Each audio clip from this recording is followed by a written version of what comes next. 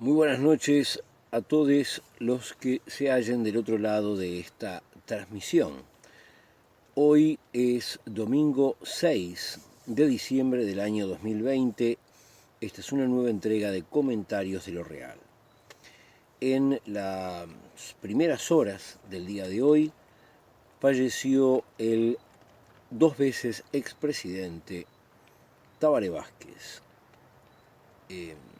Tabaré Vázquez fue el primer presidente electo por el Frente Amplio, fue el primer intendente electo por el Frente Amplio. Su primera presidencia fue la mejor presidencia que ha conocido la República Oriental del Uruguay. Yo tengo muchas discrepancias con su segunda presidencia, en la cual muchísimas cosas me parecieron erradas y muchas de mis críticas las he publicado, se encuentran en blogs y en otros lugares de internet, se pueden consultar. No voy a deshacerme en elogios para cosas con las que no estuve y sigo sin estar de acuerdo, pero en este momento prefiero recordar aquellas cosas positivas e importantes que Vázquez hizo, y a continuación voy a hacer un minuto de silencio y luego continuaremos con el video.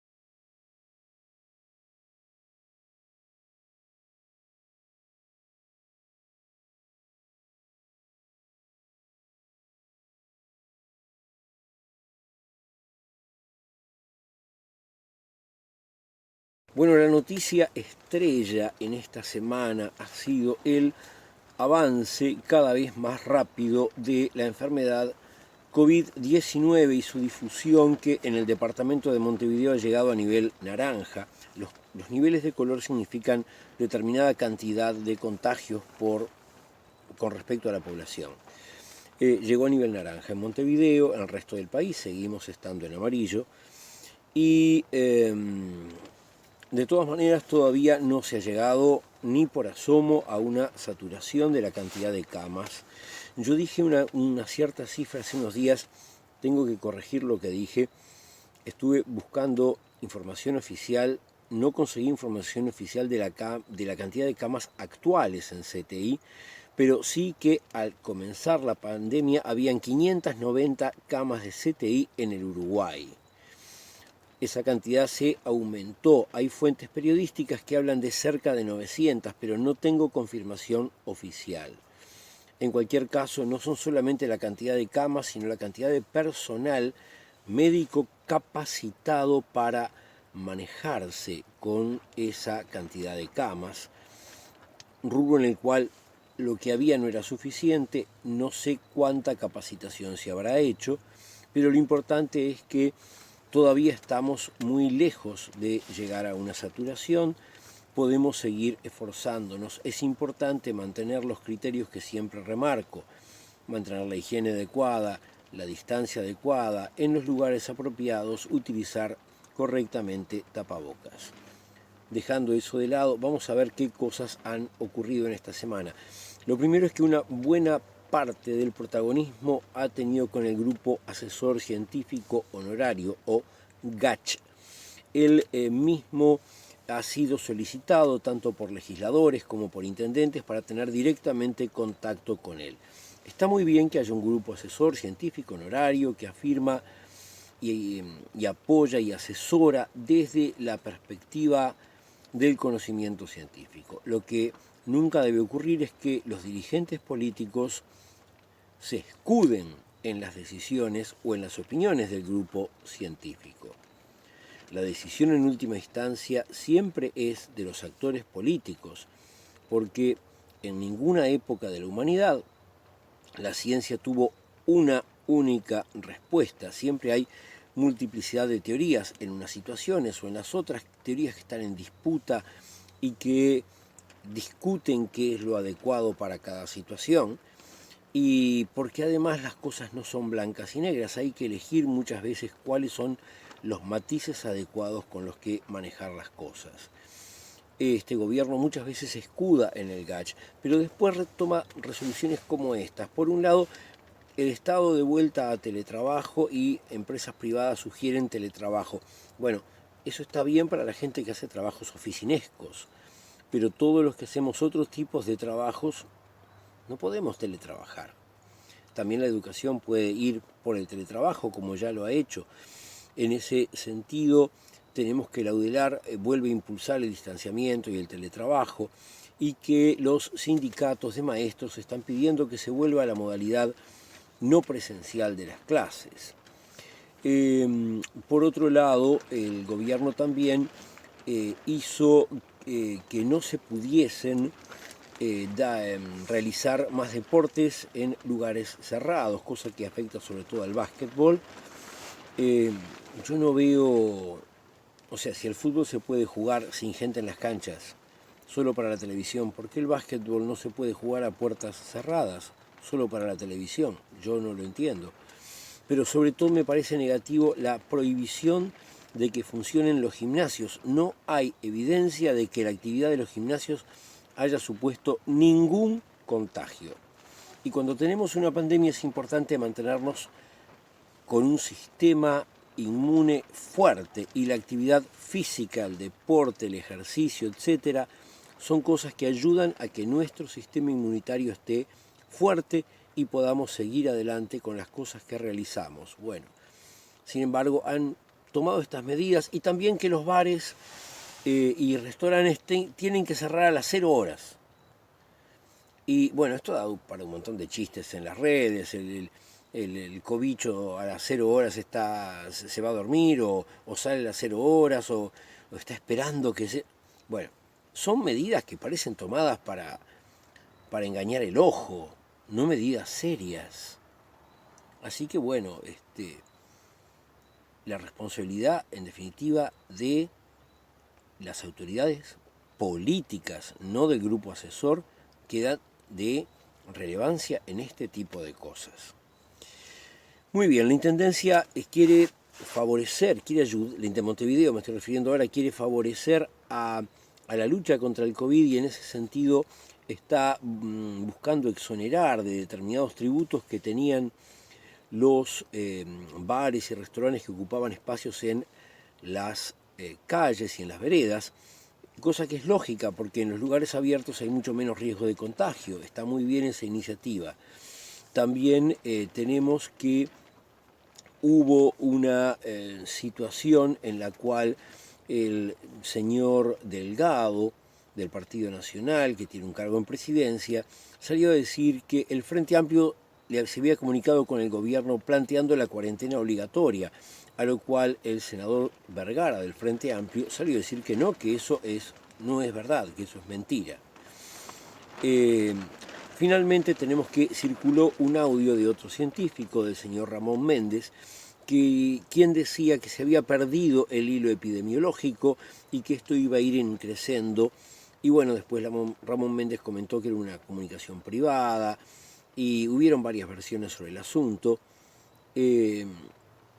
Por más que a cierto nivel es importante mantener una reserva, yo creo que en estos asuntos es bueno dar a conocer las cosas, y que se conozca que entre los científicos hay varios libritos, hay varias formas de entender las cosas. No es malo que se haya difundido ese audio. ¿Se habrá perdido o no el hilo epidemiológico? Aparentemente algunos hilos se continúan, y hay una enorme cantidad, cerca de un 20% de casos que no se sabe de dónde vinieron. O sea, en esos casos se perdió el hilo. ¿Por dónde viene el problema? Por la gente que vino de Argentina o de Brasil y que no daba su domicilio real, tal vez. Pero lo que importa ahora es ¿Cómo va a ir continuando esto? ¿El calor podría enlentecer la transmisión del virus? Sí. También vienen las fiestas en las cuales la gente quiere reunirse, cosa que es muy normal y humana, y para muchas personas puede suponer un sufrimiento psicológico importante con debilitamiento del sistema inmune si no realizan ese tipo de actividades. Entonces, una moderación, un poco de apoyo psicológico, un poco de compañía, un poco de distancia, un poco de retracción del movimiento, es como ir haciendo una receta en la que uno va poniendo de a poquito los ingredientes, y eso es lo que el gobierno nos tira la pelota a nosotros. Cuando las cosas salen bien, qué bien que hacemos nosotros el gobierno. Ahora que están mal, la gente tiene la culpa porque no es responsable. Bueno, seamos responsables de tener una conducta moderada, de hacer lo que podamos hacer mejor y no entrar nunca en fanatismos y menos aún en situaciones de blanco y negro en las cuales no ayudamos a la solución, ayudamos solamente al problema. Pasemos a otro tema. Tenemos que, por otro lado, la ley de presupuesto en el Senado ya está terminando su tratamiento. En ese tema, en el Poder Judicial se decidió que no van a haber topes, cosa que es importante porque en el Poder Judicial los sueldos están armados con una escala con respecto a los sueldos de los jueces de mayor nivel. Yo siempre he pensado que las escalas de sueldo son muy útiles, pero que hay que armarlas al revés. Digamos, bueno, el salario mínimo nacional, ¿cuánto es? Tanto. Bueno, entonces el que tiene tal otras tareas cobra tantos salarios mínimos y así sucesivamente. Podríamos llegar al punto en el cual el presidente de la República, por ejemplo, cobra 10 salarios mínimos, los ministros, los senadores cobran 9 salarios mínimos, los diputados 8, etcétera, etcétera, etcétera, y de esa manera todos se preocuparían por el monto de los salarios más bajos. Sería mucha mejor solución.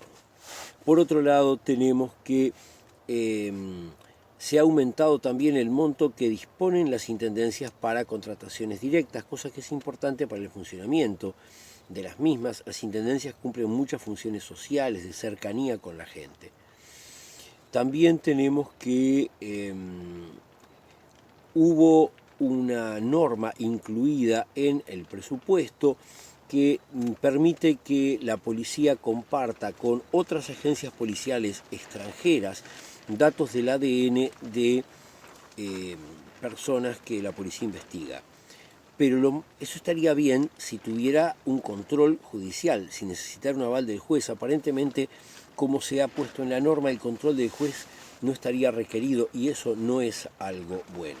Tampoco hubieron acuerdos en el presupuesto con el COFE, o sea, la Confederación de Obreros y Funcionarios del Estado, los cuales están apuntando a intentar buscar soluciones cuando se dé la próxima rendición de cuentas el año que viene. También tenemos preocupación del lado de los estacioneros, o sea, los dueños de las estaciones de servicio, que dicen que la desregulación que buscan del combustible es como meter el zorro en el gallinero. Atención, no estamos hablando de los empleados, hablamos de empresarios que dicen estas reformas embroman al pequeño estacionero, al pequeño empresario. ¿A quién le sirven? A las grandes multinacionales, aquellas que son carne y uña con el actual gobierno. Por otro lado, tenemos que hay una norma de la cual se manifestó muy orgulloso un senador del Partido Nacional que establece que las formas de lo que se llama carne sintética no pueden utilizar nombres de carnes. ¿Qué es la carne sintética? Bueno, es una cosa que hace muchos años se viene investigando y que seguramente en los próximos años va a ser una realidad, no solo en Uruguay, a nivel mundial.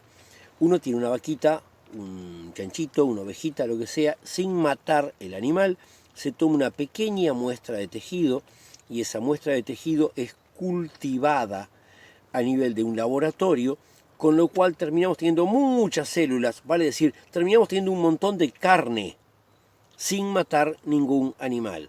Todas las personas que pensamos que comer carne no es malo, pero que matar animales es un mal necesario, podremos entrar en una situación en la cual podemos decir, bueno, voy a comer una carne, pero no voy a necesitar que esa carne provenga de un animal sacrificado. Eso está muy bien, nos parece un avance a muchas personas. Sin embargo, a los dueños del Uruguay, a las personas que obtienen su ganancia de tener estancias llenas de vacas que después no son una cosa bucólica en el campo, no, se llevan a mataderos donde son sistemáticamente matadas una detrás de la otra y después se trozan las piezas de sus cuerpos y se venden. Bueno, todo eso se acabaría, porque probablemente a nivel mundial la carne de cultivo termine siendo la predominante. Entonces, de alguna forma esto va a terminar con una etapa de la historia del Uruguay. Y que no se usen las mismas palabras está bien, pero que se entre, como esta gente propone, una defensa a ultranza de la carne sintética, no. Perdón, con una oposición a ultranza a la carne sintética, no. La carne sintética es algo bueno, es una cosa humanizante de el manejo. Y además, las vacas emiten mucho metano, por lo cual son un problema para el calentamiento global. Está muy bien que haya carne sintética, está muy bien que la carne sintética reemplace la ganadería y la matanza de los frigoríficos y demás. Así que a no sacar tanta bandera de esos señores del Partido Nacional. Finalmente, o sea, no finalmente con otras noticias, digo, para cerrar de la parte presupuestal y demás, hay una cuestión que no es exactamente el presupuesto, pero es pariente. Los aumentos de tarifa. Julio Luis Sanguinetti, por ejemplo, el hijo del expresidente Julio María Sanguinetti, salió a decir que no es un ajuste de tarifas, es una adecuación, o sea, un juego de palabras para lo concreto. Nos van a subir las tarifas de la UTE y otros servicios. También subió el peaje, no tanto como dijeron en un principio, pero subió, cosa que tiene costos para todo aquel que está moviéndose por la zona, pero sobre todo lo que nos tiene que preocupar, porque a todos nos afecta, es que todo el transporte de camiones de carga que pasa por zonas con peajes tiene que pagar más, incrementando los costos del transporte, los costos para que los bienes y servicios lleguen a todos los uruguayos que los necesitamos. Bien, vamos para este otro lado. Se me corrió la luz. Bien, ahí estoy de vuelta. Tenemos también que hay una ley que se llama Ley de Medios, todavía está en tratamiento judicial. Hubo en el gobierno anterior una ley de medios, ahora hay otra ley en planteamiento. Esta ley reconoció el ministro de Industria que busca dar una mano a los canales de televisión. O sea, ustedes nos ayudaron, muchachos, hicieron campañas para nosotros en sus informativos sin decir nada. Nosotros ahora les queremos dar una mano a ustedes. Por lo cual el Poder Ejecutivo ha estado presionando a sus legisladores para que, bueno, saquen esta ley. Pero los tiempos no dan. El tratamiento de una ley supone entrevistas en el Parlamento con todos los grupos que tienen intereses implicados en eso. Y eso lleva una agenda y con los temas de distanciamiento y demás, todo eso se demora, por lo cual seguramente la ley se va a tratar en el 2021, ya tendremos por tanto oportunidades de charlar largamente sobre ella y no ahora.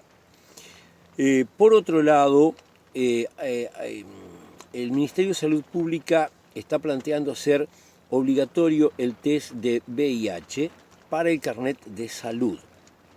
A ver, que se hagan test de VIH, incluso que fueran obligatorios, podría ser algo muy bueno, pero si se incluyen en el carnet de salud, habilitan que los empleadores actúen de una forma discriminatoria con las personas que son portadores del HIV o están enfermos de SIDA. No parece buena idea que se incluya en el carnet de salud el hecho de que se realicen los test de VIH. Otra cuestión que tiene que ver no con la salud, pero con algo muy similar, es lo que pasó con la directora del sistema de cuidados, la cual antes dirigía una ONG. Esa ONG ha sido denunciada porque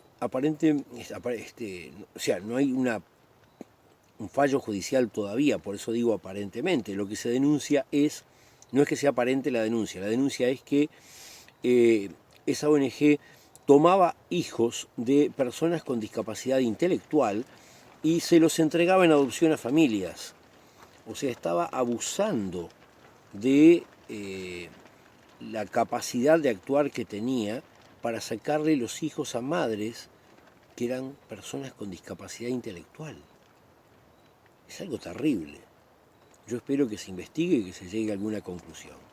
La Federación Uruguaya de la Salud realizó el viernes un paro parcial y el 10 de diciembre los médicos van a volver a hacer un paro.